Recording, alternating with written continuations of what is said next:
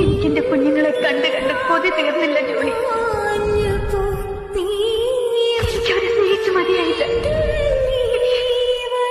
എനിക്ക് ജീവിക്കണം, ഒരുപാട് വർഷത്തെ ജീവിതം.